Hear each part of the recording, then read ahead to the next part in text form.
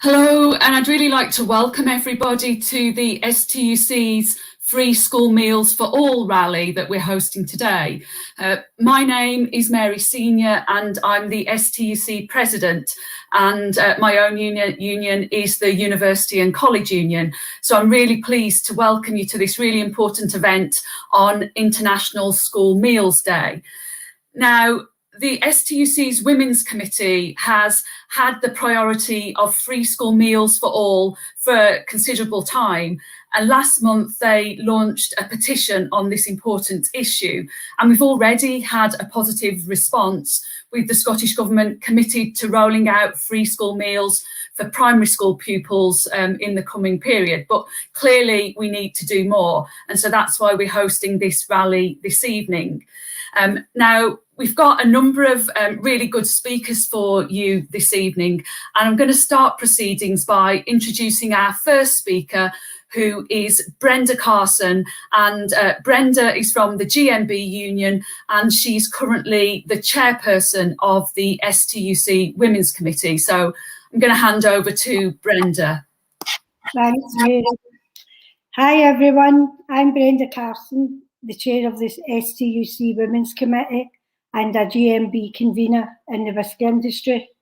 Thank you for joining and supporting the STUC Women's Committee campaign for universal free school meals for all in Scotland. The STUC Women's Committee have proudly campaigned for free school meals for decades, and whilst we are making progress, there is much work to be done.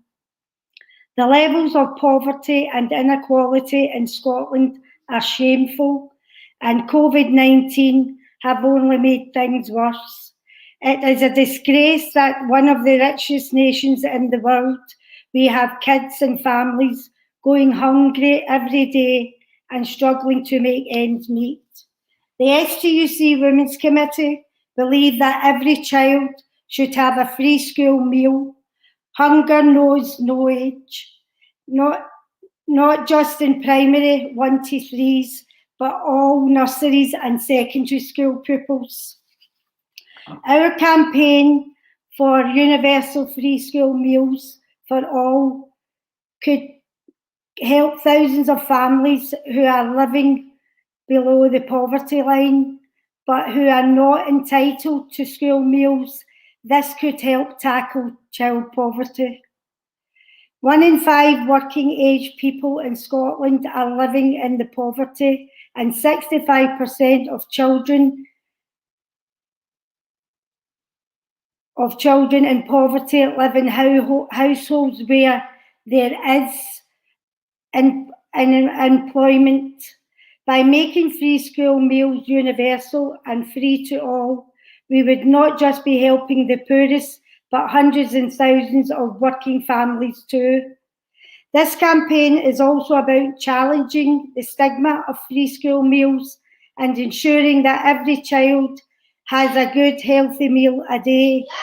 So many young people, even those not living in poverty, do not have healthy meal a day.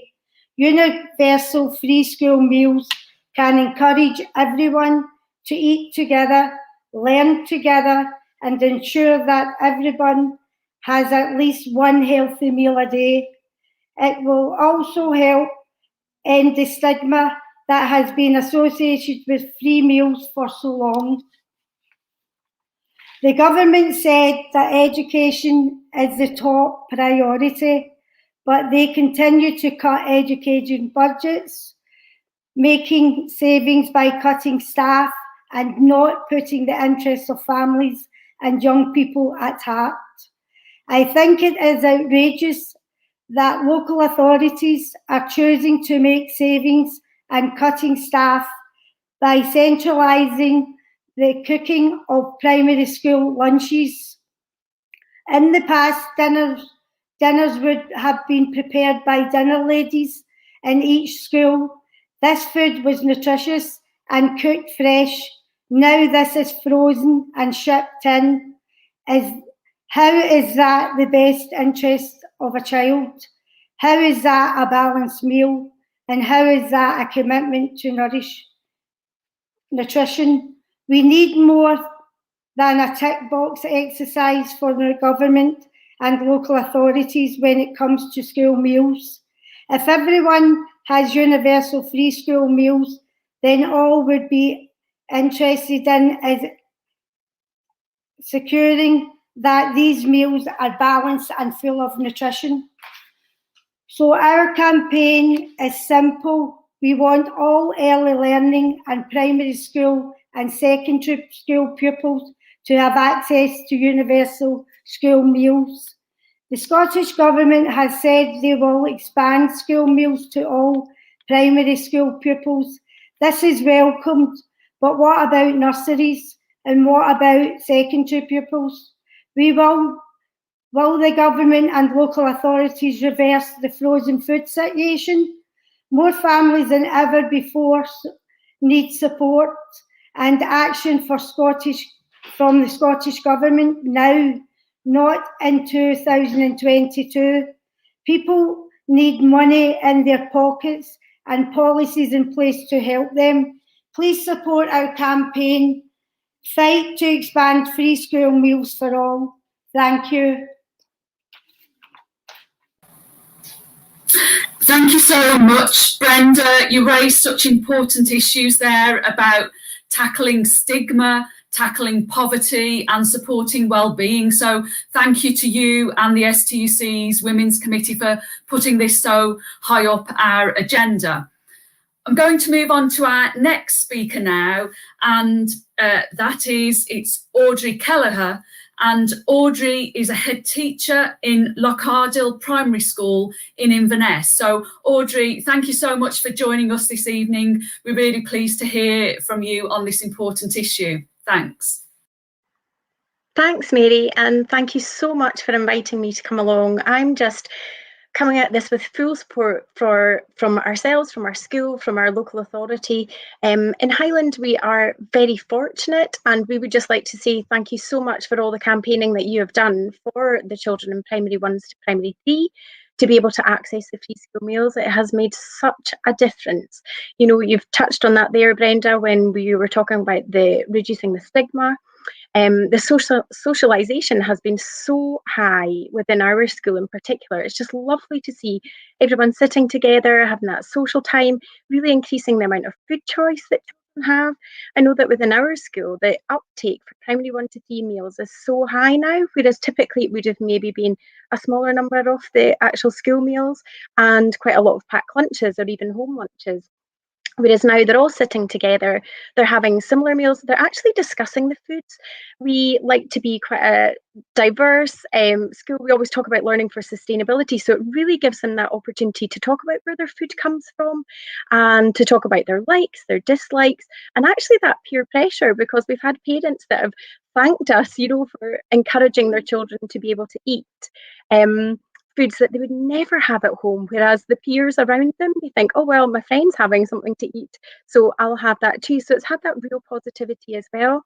You know, you've talked about the nutritious meals. Obviously, that's so important for us, because for our children, they have to come with a full tummy. They have to be able to have the right foods to be able to access the learning and to really sustain that learning, because it's a long day in primary schools. It is a long day for them. Also within Highland, we've now introduced the 1140 hours. So, you know, the access to the childcare for our nursery pupils. And it's been so welcomed that our nursery children now have access to free meals as well within our authority. So that's been a huge success for our younger children as well, and for our families. The stigma, I would say, within primary has changed. So going back to from when I was in school, you know, you maybe came with the paper ticket and things, and it was far more obvious. Whereas I think there's a huge development that's happened there, where nobody knows that someone is either a free school meal or they're receiving their meal because they're in a primary 1 to a primary 3. And I think that's hugely supportive for the pupils. And that, again, that encourages the uptake for that. Also, the SIMD in my own particular school, so the index of multiple deprivation is very, very low. So a typical kind of access to free meals or support for this is very, very low. But what I have noticed, which is really unfortunate, is that the threshold to be able to receive the free meals is actually quite low. So quite a lot of our families maybe just tip that balance and they don't get the access. And unfortunately, what we have seen is say for example, our primary 1s to 3s are having their school meals provided, and then they hit primary 4 and they move on to pack lunches.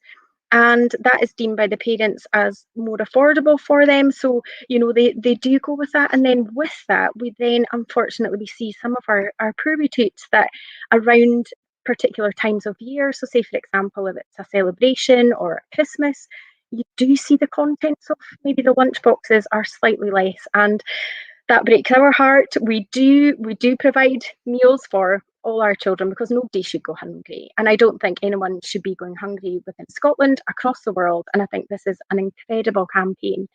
Within our school as well, we very much focus on the global goals. That's exactly where we start our education. So we start with learning for sustainability, we start with the global goals, and then curriculum for excellence comes in, and all the learning makes sense. So I think you'll have a lot of young people behind the campaign as well, hopefully, to really speak from their perspective. We have very confident 3-year-olds right up to 12-year-olds that are desperate to get it right for every child, and everyone deserves to have that healthy free school meal and that option available to them.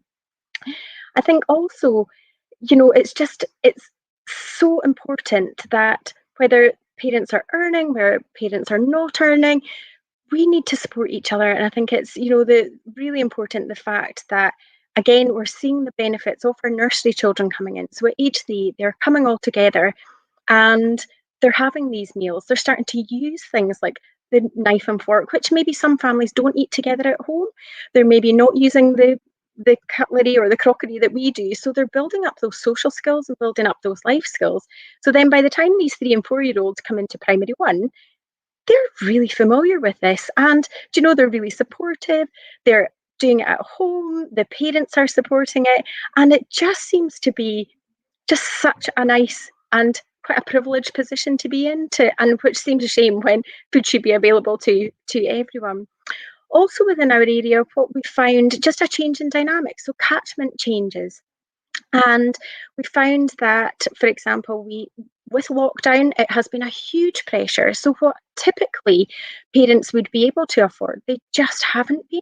And, it's devastating to think, why are the children suffering, or why are our parents not being able to eat so that they can be able to provide for their children?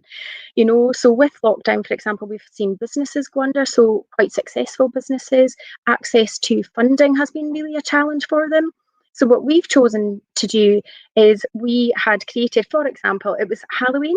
So usually the children have a fancy dress disco, but because of the keeping safe and abiding by all the restrictions, we had made sure that the children still had the opportunity to dress up. So instead of using £1, bring £1 to school, we're very aware of the cost of the school day.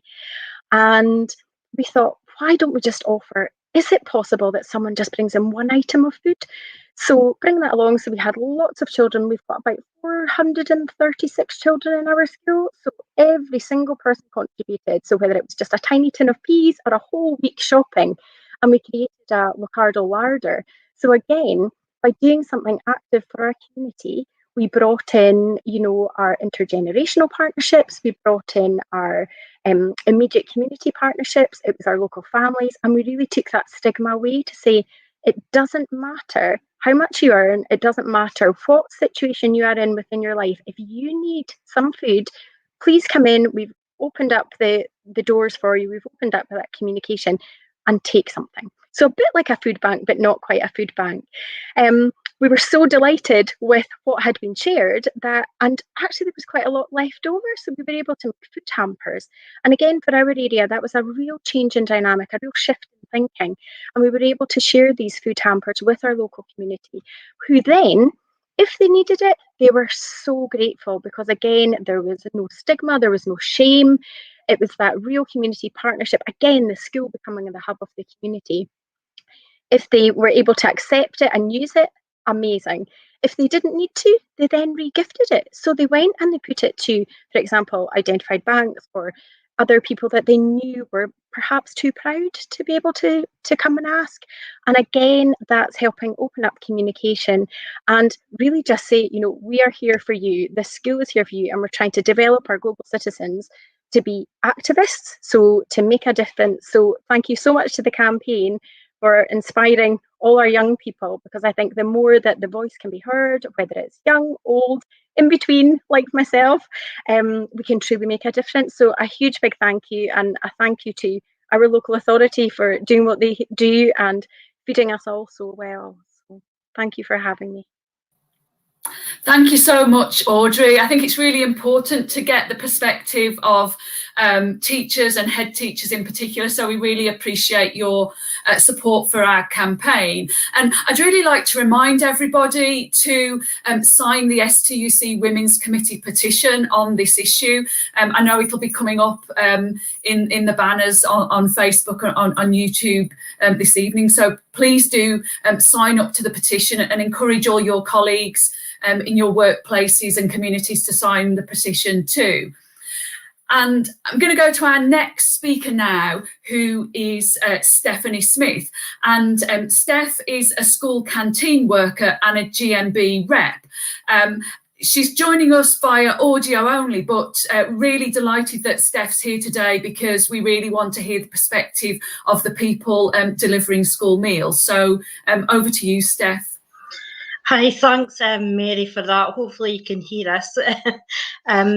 I'm really honoured to be here today to speak at such an important subject as universal free school meals for all. I feel obligated on behalf of children across the country who are at risk of going hungry. And of all the families worried about their children will be hungry in one of the richest countries in the world, to speak out in support of this campaign. I am very proud to be a GMB rep and an assistant cook from Dundee. I've seen firsthand the impact that school meals have on young children that attend my secondary school. As a community lifeline for many children and young people, providing them with a safe space for the consumption of hot food, which might be their only source of nutrition for that day. As stated, school meals are a lifeline, but we are seeing traditional forms of school catering eroding due to automation. I have seen firsthand what the removal of freshly cooked meals can do to a school setting. I led a campaign to prevent the introduction of frozen meals in my local authority, because I believe we're not getting it right for every child. I know from personal experience that many of my own colleagues struggle to afford to send their children to school meals, with the economic situation only getting worse this time right for universal. Sorry. The truth is that we should not be getting this debate at all. It is a national shame. The introduction of free school meals from P1 to 3 children did the right thing and ensured that no child would go hungry, but this did not help families with young children and other ages.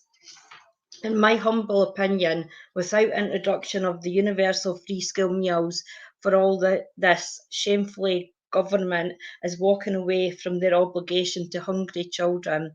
Although I welcome the news that all primary children will receive a school meal, this will not happen for another year. But universal hunger will continue. So why August 2021? We also know that there are thousands of families who rely on free school meals to help them to make ends meet. We're watching great interest of how the Scottish Government responds to this campaign. I'm really proud that my union GMB is supporting the STUC campaign, and I look forward to working with the Women's Committee in the coming months to end child hunger. Thank you. Thanks so much, Steph. And as others have said in the chat, really so important that we hear from you and the members that you represent delivering those school meals to children who so desperately need them. So thank you for your perspective on how that can be improved too. Now, our next speaker, again, an incredibly important speaker, because we're going to hear from a school pupil who is fully behind our campaign. And so I'm really pleased to introduce Kayla Gardner, and Kayla is a school pupil at Calderhead High School in Shotts. So Kayla, the floor is yours. Thank you, Mary. Children's experiences while they're growing up are largely dictated by the level of income and resources available made to their parents and carers. Poverty is described as not having enough to afford the basic necessities needed for a decent standard of living. A child living in a household where the income is no more than £16,190 is entitled to a free school meal. But in Scotland, a family consisting of a single person with children aged between 5 and 14 is considered to be living in poverty. If you are a couple with children aged between 5 and 14, you're considered to be living in poverty if you earn less than £475 per week or £24,800 per year. Across Scotland, almost 230,000 children are recognised to be living in poverty. And out of these 230,000 children recognised to be living in poverty, only 139,000 of them are entitled to free school meals. This means that in Scotland we have over 90,000 children that are considered to be living in poverty, but they're not entitled to a free school meal. At my school in Shotts, 25.7% of our pupils are entitled to a free school meal. This equates to at least 139 of our pupils that are living in a household where the collective annual income is less than 16,190. And just to put that in perspective, that means that in a class of 30, there are 7 or 8 pupils that are living in relative poverty. Children growing up in poverty often lack basic necessities such as a healthy diet, clean and appropriate clothing, and a warm home. The cost of a school day needs to be reduced for young people, particularly those young people that are recognised to be living in poverty. Through volunteering at our local food bank, I have seen firsthand the huge rise in the number of young people that are affected by hunger in their daily lives. Children of all ages find it difficult to concentrate when they're hungry, and as a consequence of this, their ability to learn will be seriously impacted upon and their health and well-being will be undermined. COVID restrictions have proven that not only those on benefits that have struggled to feed their children, unfortunately those who have been furloughed with a 20% drop in their salary have not received any help during this period, and their children were not eligible for the school voucher scheme. Food banks have therefore seen a notable rise in working families seeking assistance. The cost of a single school meal is £3.05, which is £15.25 per week. For a family of 2 or 3, this equates to almost £50 per week, and those who do not have this expendable income, it is simply not sustainable. Although packed lunches are a great option for budgeting, eating processed food every day is not a healthy option, and the children will not be receiving the nutrition that they need. Providing children with healthy, warm, nutritious food should not be seen as an entitlement, especially if that child is recognised by the Scottish Government to be living in poverty. Thank you. Thanks so much, Kayla. That was a really powerful contribution, really hitting home on the reality of what it's like being in a class with hungry children. So thank you, and thank you for your support to this important campaign. I'm going to move on to our next speaker now, who is Gary Kernahan. And Gary is the Director of Fundraising at Children First Scotland. And we're really pleased that Gary is here bringing the support of his organisation this evening. So thank you, Gary.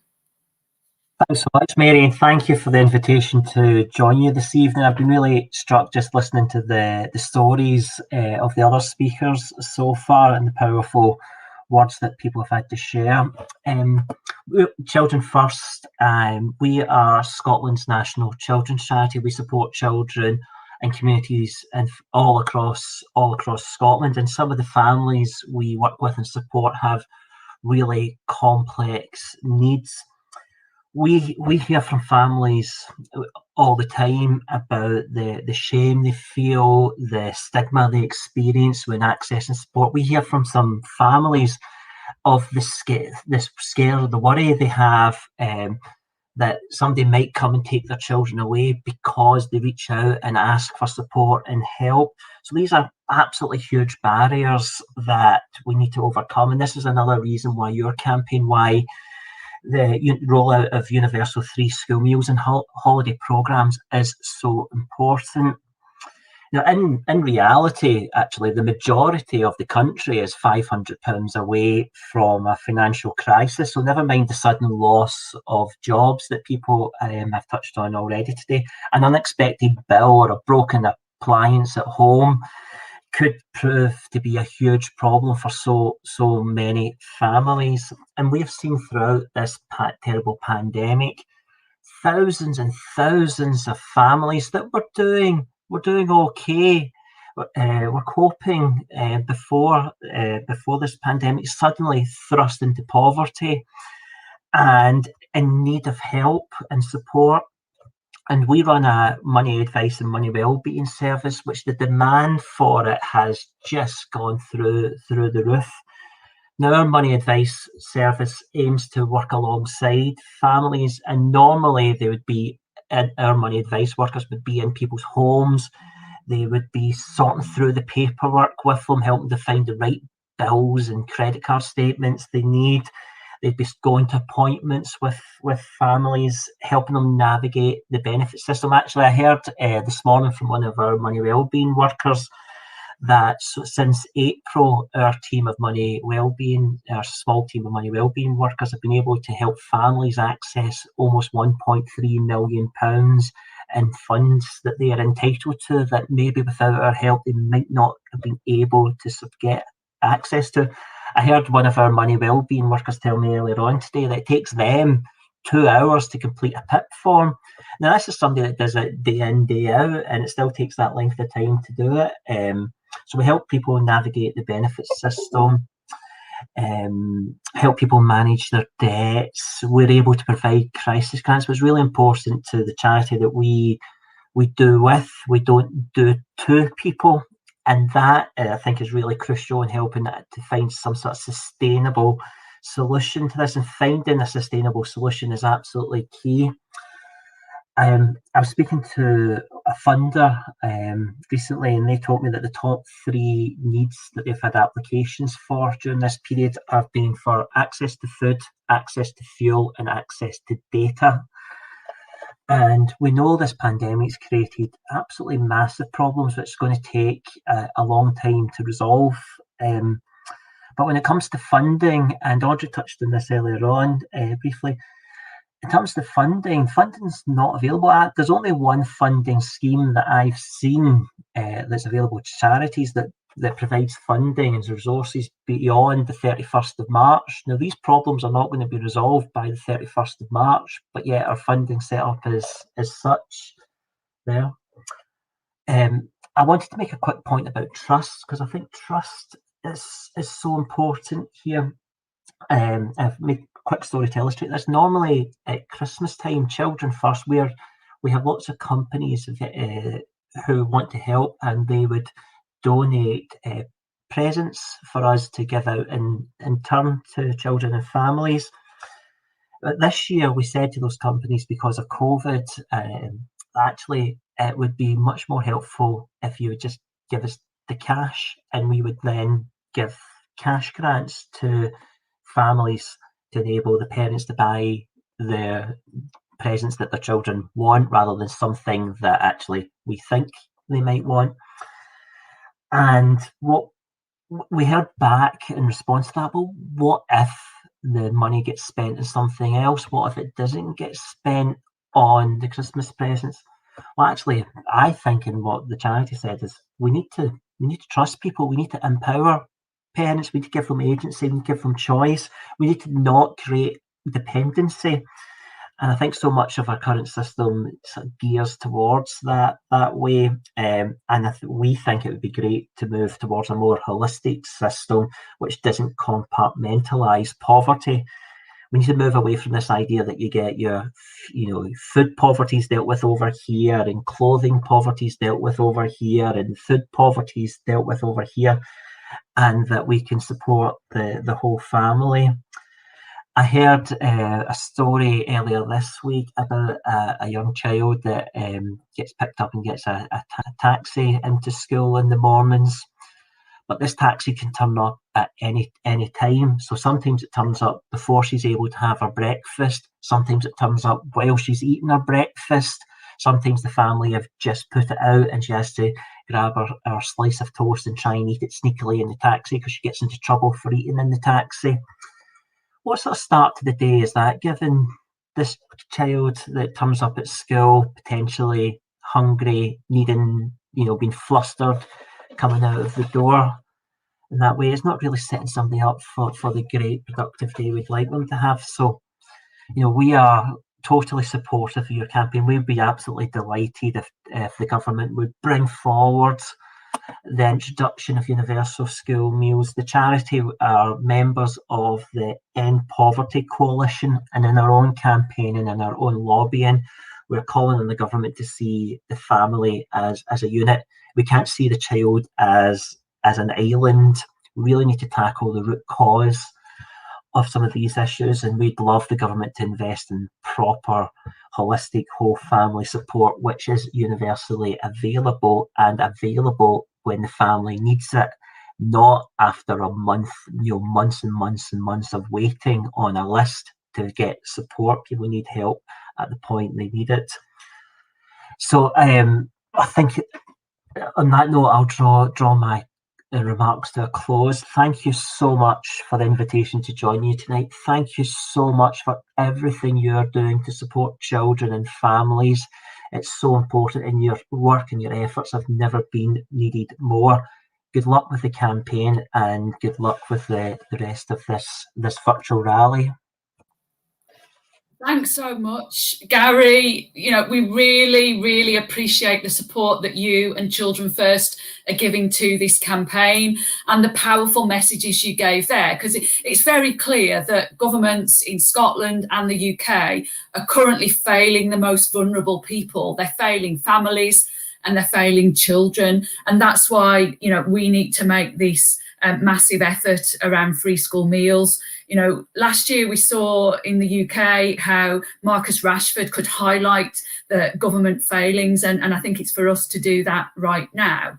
And I'd really like to encourage everybody on the live stream today to really support our petition and to use social media to tweet their messages and support for free school meals. So if you're on Twitter, please do tweet your support using the hashtag that you can see on the screen right now. We want politicians, we want the Scottish Government to back our campaign, and we've got a significant opportunity now as we go into the Scottish Parliament elections to really garner support for this important campaign to tackle poverty and nutrition and so on. So please do support.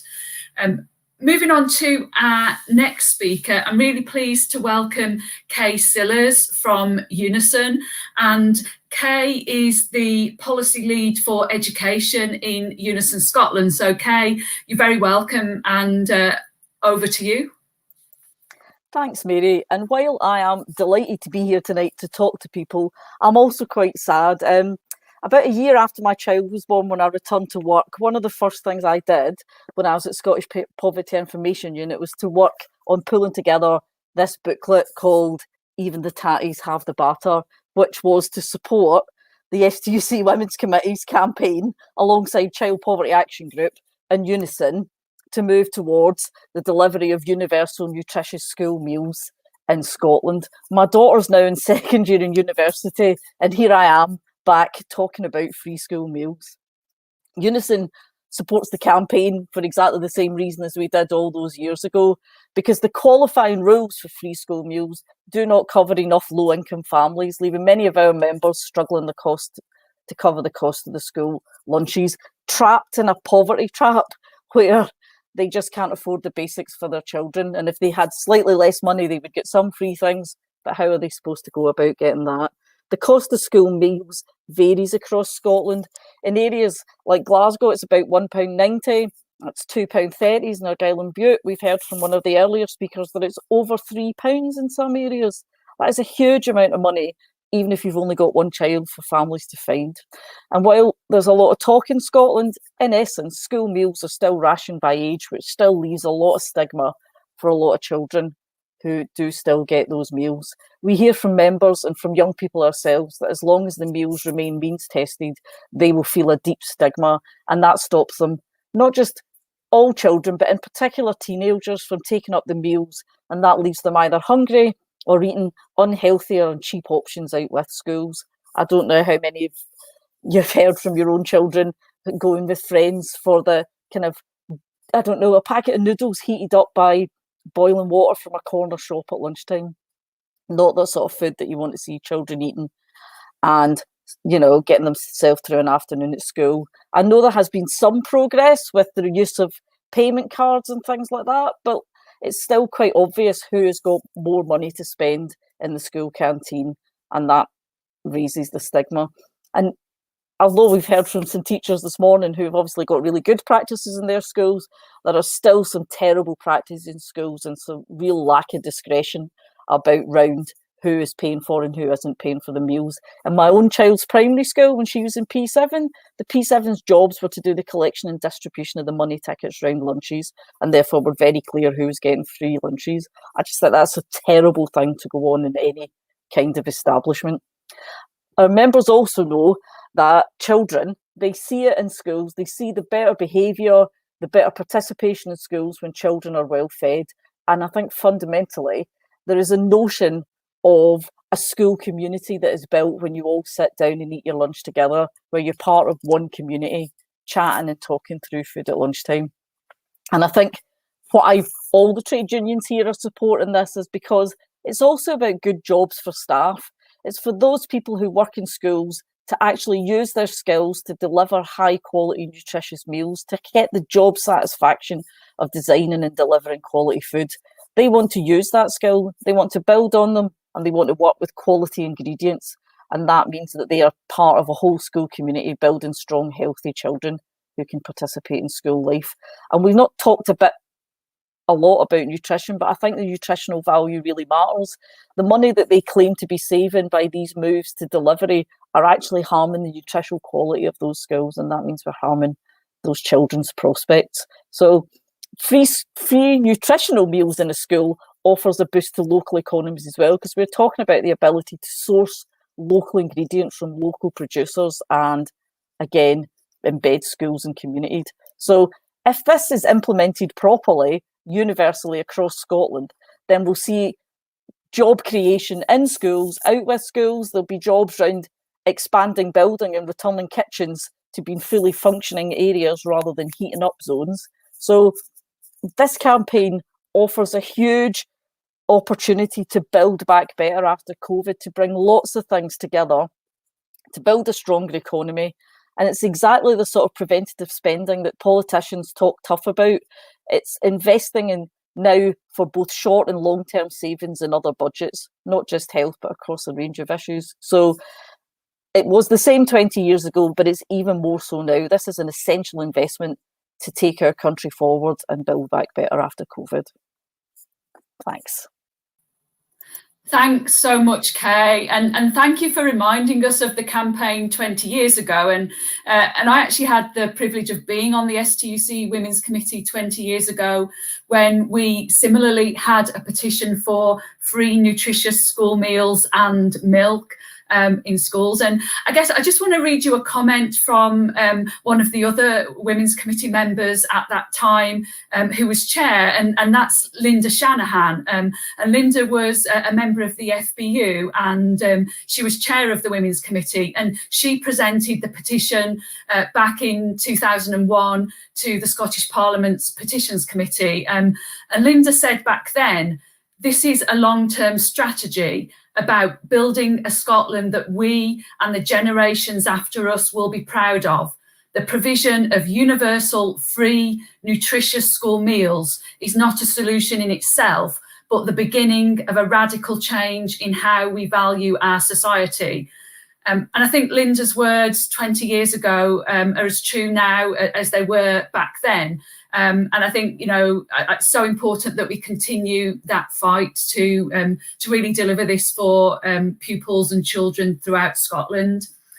So I'm pleased now to move on to a current member of the STUC Women's Committee, in fact, one of the co-vice chairs. So I'm pleased to welcome Andrea Bradley, who is an Assistant Secretary at the Educational Institute of Scotland. So thanks, Andrea, for joining us. Thanks very much, Mary, and hello, everybody. So I'm coming at the issue of free school meals for all from a few different perspectives. Firstly, as a person with lived experience of poverty and who was reliant on free school meals as a child. And as a secondary school teacher who's seen firsthand how food insecurity can impact on children and young people in school. And also as a trade unionist who's committed to achieving a better society for all our citizens, a society where well-being and equality and dignity are at the heart of all the decision making, and where no child or young person goes hungry at nursery, primary or secondary school. So for myself, growing up in the 70s and 80s, my dad was a factory worker who worked 40 hours a week on hard shifts as the sole earner in our family of 5. I didn't know the term in-work poverty back then, but we were in it, like so many families now, scandalous as that is. Because of that, me and my sisters were entitled to free school dinners, and I still remember the daily humiliation of putting my hand up when the teacher asked who in the class was having a free dinner that day. I liked school dinners mostly, but hated the shame of having to declare our family's poverty every day at school. 30 years later, I was a teacher in a school in the same community that I grew up in, and things had moved on. No longer was it hands up for free dinners, but cashless cards that were loaded automatically for pupils who had free school meal entitlement. No more stigma, you'd think, but not quite. Whenever there were school trips and everyone had to bring a packed lunch, the pupils who were entitled to free school meals were to pick up ready-made lunches in brown paper bags that were usually laid out on a table at the exit to the school building, or sometimes on the ground once the bus had reached the destination of wherever the trip was going to be based. Lots of the kids whose names were on the free school meal list wouldn't pick them up. I remember one boy in my class that the school had paid for to go on the big annual trip to Alton Towers. That was a real treat for kids every year, and it was one that they looked forward to, but not all families could afford it. So our school was very good at discreetly putting things in place for children from families of low income who otherwise wouldn't have been able to afford for them to go on the trip. So I'd arranged for this boy to be able to go to Alton Towers, and he was really excited to be getting to go. In school the day after, I talked to him about how it had gone. I hadn't gone on that particular trip myself, but wanted to find out how he'd got on. So he got on the bus with everyone else at 1 a.m. in the morning to make the long bus journey down to Alton Towers, getting back at midnight the next night, so nearly 24 hours away from home. And this mammoth journey was a big part of the experience that the kids generally loved about the Alton Towers trip. But it came to light as I was talking to this boy that he hadn't eaten a thing in the whole of that time, in nearly 24 hours. He hadn't wanted to pick up a brown lunch bag when he got off the bus with all the other kids in his class at Alton Towers theme park, and he didn't have any money to buy any alternative snacks or drinks in the very expensive cafes and shops inside the theme park. But still, even knowing that, he hadn't wanted to pick up a brown bag. He also spent most of the day wandering about on his own, going on rides and walking about the theme park, even although he normally had pals. He didn't say why this was at the time, but I guess it was because his pals had money to buy snacks and drinks from the shops and the kiosks, and he couldn't join in with that. He didn't want his pals to see that he'd no money for food, so he chose solitude for that whole day. I think that story sums up the issue. If a good quality, attractive free meal and extra snacks had been available to all the kids on that trip, and they were all encouraged to enjoy them together, then that trip to Alton Towers would have been so much happier for that boy and others like him. He'd have been able to join in with everything that his pals were doing and not have had to find ways to conceal his embarrassment about his home circumstances. And the same would be true of any normal school day. So providing free school meals for all is a way of helping schools to act as levellers of inequality, at least while young people are in school. They're a way of teaching about and promoting health and nutrition among all young people, and especially those whose families would otherwise not have access to good quality food. They're a way of encouraging young people to socialise around food, to sit down for meals together and talk and laugh and debate and do all the things that are enjoyable about sharing meals with pals. So the Women's Committee in my union, the EIS, have long been campaigning on the issue of free school meals. We welcome the Scottish Government's announcement of the extension of free school meals to all primary pupils, but 2022 is too long for us to wait for this. Interim measures such as food carts and food vans selling healthy food could be encouraged, while school cafeteria space has been expanded to accommodate the larger numbers of children expected to take up the entitlement. Lack of canteen space seems to be the reason for the delay until 2022. We learned today, some of us from the Women's Committee, we learned today from some of the members of the Poverty and Inequality Commission. But we also want to see this commitment extended to all children. The right to nutritious food, as framed in Article 24 of the UNCRC, extends to all children regardless of their age. Hunger and stigma and shame know no age boundaries. So we call again upon the Scottish Government to extend its commitment to provide free school meals to include all children attending nursery and young people at secondary schools, in addition to the primary school pupils that have already been the subject of this pledge. As others have said, if we nurture all of our children and young people now, especially those in the margins, and show as a society our commitment to their health and well-being, to their educational outcomes and to social justice generally in this regard, we'll reap the rewards as a society for decades to come. Thanks very much. Thanks so much, Andrea. Thanks for sharing your experiences and reminding us of the importance of tackling inequality and how this measure can effectively do that. I'm now going to introduce our final speaker, who is Erin Macaulay. And Erin is an Equality Policy Officer at the STUC and has been really working tirelessly over the last few weeks on this very issue. So, Erin, over to you.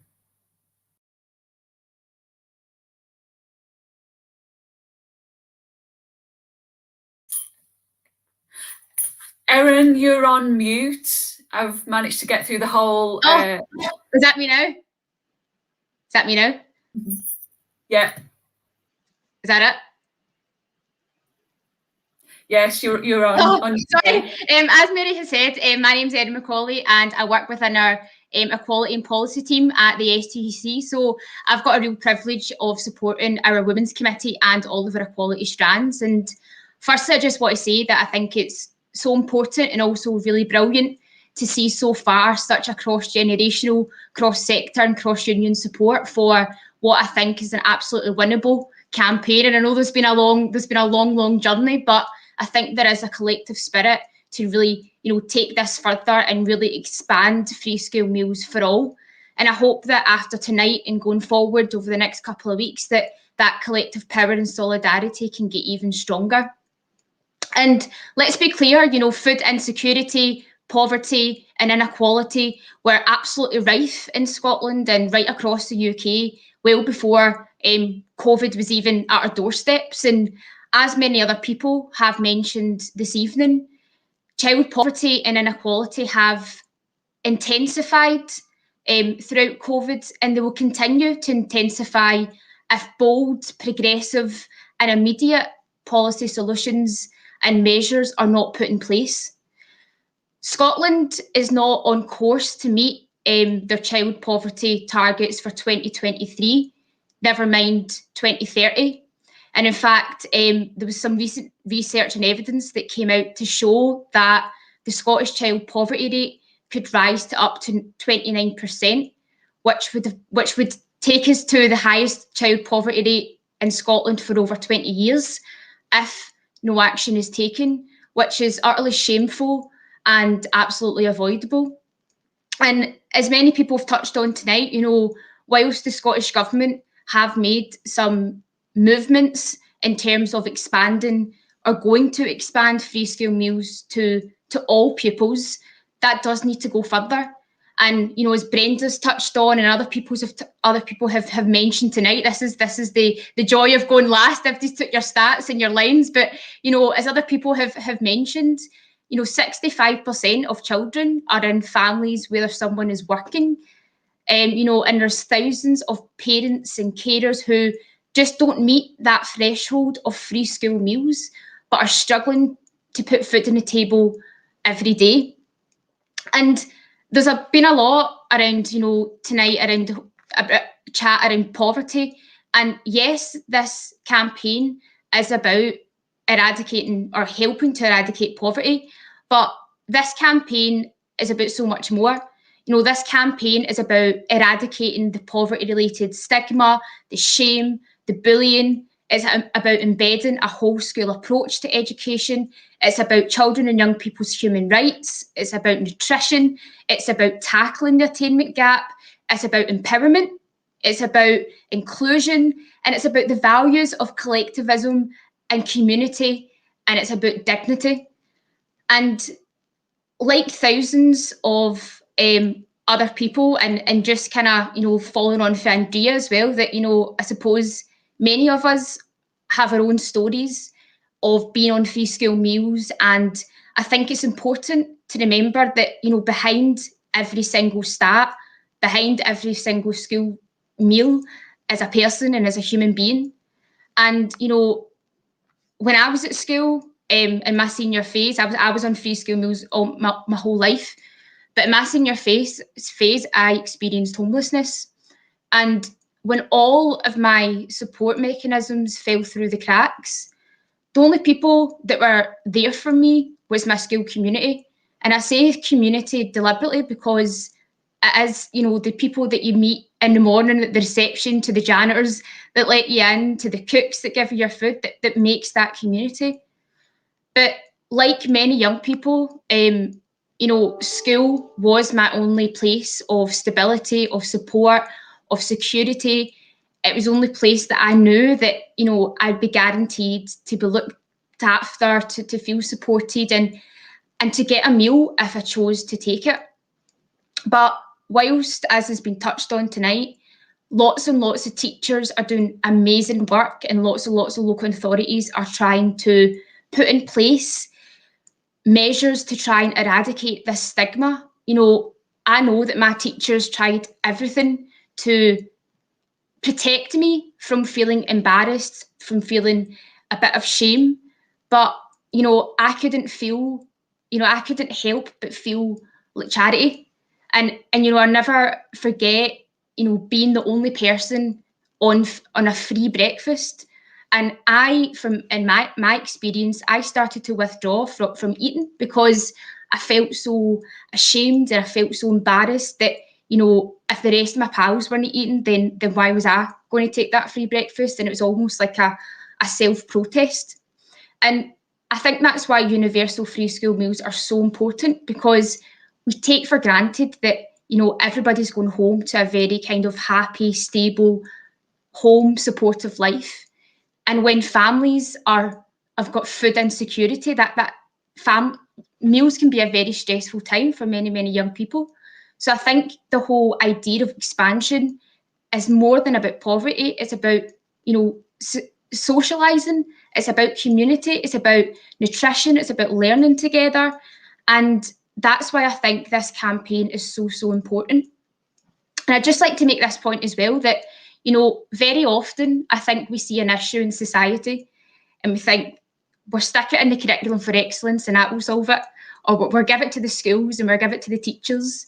And, schools alone cannot and will not solve poverty, and they will not solve food insecurity, and they will not solve the attainment gap themselves. These issues stretch well beyond the school gates. But when given the resources, when given the tools, when given the empowerment to do so, they can be powerful vehicles for change. And, you're always going to get people who will say, particularly at secondary school, that we can't implement free school meals at secondary schools because the kids don't like the choices, or they like to go out for their lunch, or there isn't enough space. And absolutely, I've worked in a school. Sometimes lunchtime in a secondary school was like feeding time at the zoo, and sometimes there's not enough space. But, let's be creative. If COVID has shown anything, let's be creative, let's be innovative, let's utilise the space, let's empower the pupils, empower the staff, empower the whole school community to design those school meals as a universal approach and take some ownership and pride in their school community. And, again, if COVID has shown us anything, that, we do have to be bold and we do have to think differently. And, yes, the Scottish Government, as I've said, are going to be implementing this next year for primary school pupils. But, people need action now. And I think it's unjust to only implement universal free school meals for primary schools, because, as everybody has alluded tonight, poverty, stigma knows no age boundaries. So please support this campaign. please lobby your MSPs, your decision makers, and I hope that going forward, you know, we can definitely win a universal approach to free school meals. So thank you to everybody that supported the Women's Committee. And, you know, if you want to get involved, then please do get in touch with us and you can be part of it going forward. So thanks very much. And I'll stop there, Mary. Thanks so much, Erin. That was a really powerful contribution. And I'd really like to thank Erin for all the work that she's doing on this campaign and putting together this webinar this evening, and also to thank Karina Liptrot and Ewan McLaren, who've been dealing with the technical stuff behind the scenes. So thank you to all the STUC staff for putting this on. And thank you for joining us today in this important campaign. You know, I think it's been a brilliant spectrum of speakers this evening, a real coalition highlighting the scandal of child poverty, the issues around nutrition, inequality, social justice and well-being, and that point on dignity that Erin made, so important about giving children that dignity, that human right. So in closing, I'd just like to encourage you, if you haven't already, please do sign the petition. Please do support the STUC Women's Committee in this campaign. Please share the information around social media, and please do send a letter to the First Minister that's on the website to really push her to support the STUC campaign. So thanks everyone for joining us. Thanks to our fabulous speakers, and you know, thank you for tuning in and supporting this campaign.